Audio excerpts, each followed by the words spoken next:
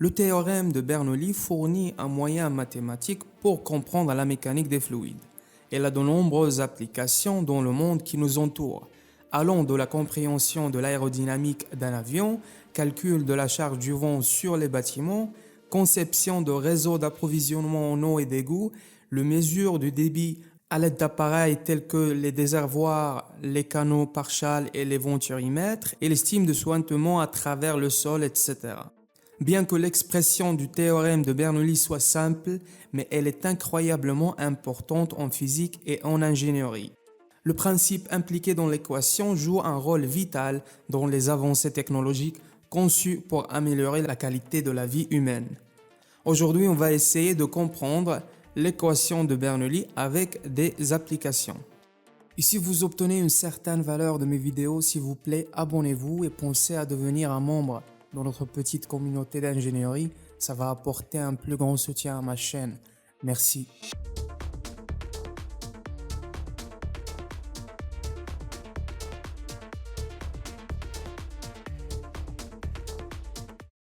Pour comprendre l'équation de Bernoulli, vous devez d'abord comprendre comment fonctionne l'équation de continuité. L'équation de continuité est égale à A1 fois V1 égale à A2 fois V2, où A1 est la section transversale et V la vitesse. Si on prend un tube comme celui-ci, le fluide le traverse de gauche à droite en deux points différents. A1 va être la surface de la section transversale au point 1, et puisque nous avons une grande section transversale ici, nous allons avoir une vitesse relativement faible. Et si nous nous déplaçons vers la droite, puisque nous diminuons cette zone, cette section, nous allons avoir une vitesse plus élevée. Et donc, si vous connaissez la section transversale à n'importe quel point du tube où ce fluide se déplace, vous serez en mesure de déterminer la vitesse. Une application de ceci, si vous faites du jardinage et vous avez un tuyau, lorsque l'eau en sort, elle a une grande section transversale.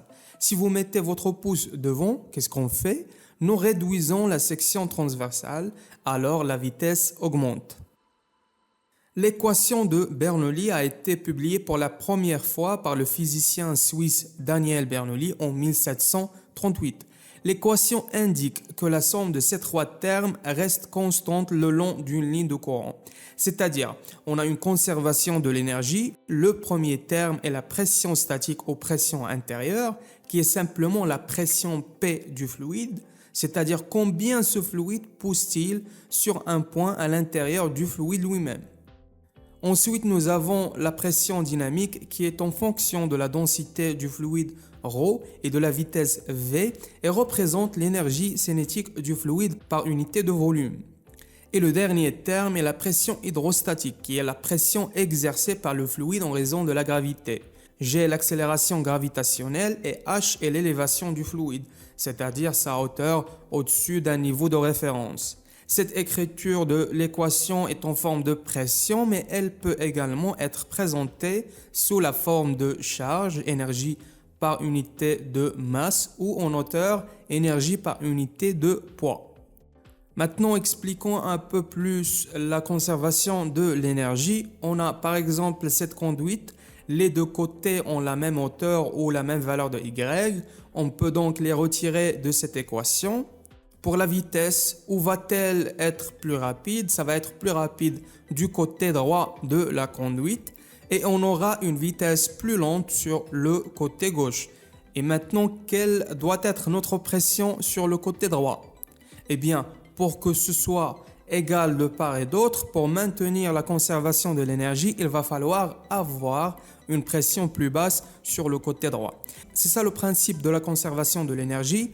Nous savons que ce sera une quantité égale d'énergie des deux côtés et avec cette info, nous pouvons résoudre des problèmes assez complexes. On a comme application du théorème de Bernoulli la formule de Torricelli.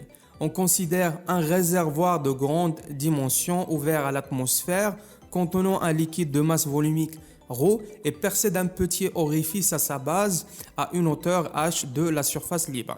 Ici, on travaille avec la forme de l'équation en hauteur et on applique le théorème de Bernoulli entre deux points 1 et 2 d'une même ligne de courant. Le réservoir est ouvert au point 1, donc P1 est P atmosphérique égale à P atmosphérique. Et au point 2, P2 est aussi égal à P atmosphérique, car la ligne de courant est entre la surface libre et la sortie de l'orifice. Alors les termes de pression s'éliminent. On a supposé que le réservoir est de grande dimension par rapport à la taille de l'orifice. Donc la vitesse au point 1 est négligeable et du coup le terme d'énergie cinétique à gauche va disparaître. Et on a le plan de référence au point 2, donc Z2 égale 0 et Z1 égale à H.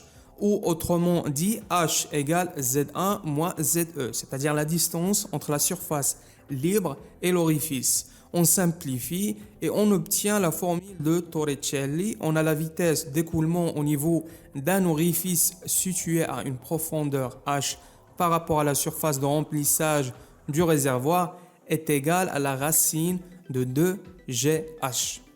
Dans cette équation, la vitesse ne dépend pas de la masse volumique du volume. C'est-à-dire pour une distance h donnée, la vitesse d'écoulement du fluide sera la même quelle que soit la masse volumique de ce fluide. En revanche, on voit que la vitesse dépend de la hauteur de liquide.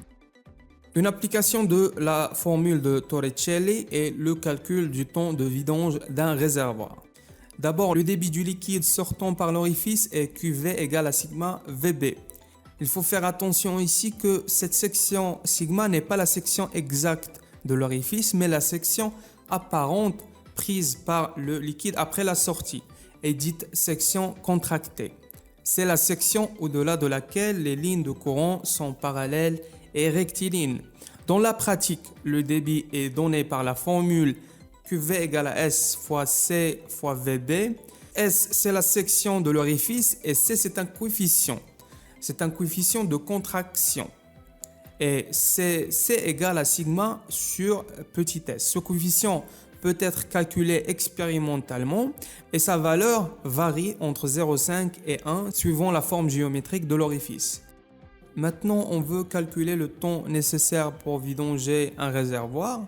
On a un réservoir avec une section horizontale de 4 mètres carrés. Elle est remplie d'eau sur 20 mètres d'eau. L'orifice en bas du réservoir a une section de 4 cm carrés. À partir du théorème de Torricelli, calculer le temps nécessaire pour vidanger le réservoir. Alors, il faut d'abord écrire de deux façons différentes le volume vidangé pendant un temps d'été. D'une part, en fonction du débit QV et d'autre part, en fonction de la baisse du niveau DH dans le réservoir pendant ce temps d'été. On sait que le débit volumique s'écoulant à travers l'orifice est QVT égale C fois petit s fois VB égale à C fois S fois racine de 2 GHT. Avec S, c'est la section de l'orifice au petit s et CC, c'est le coefficient de contraction. Le volume de vidange ou le volume vidangé pendant un temps d'été est QV fois DT égale à moins S fois DH.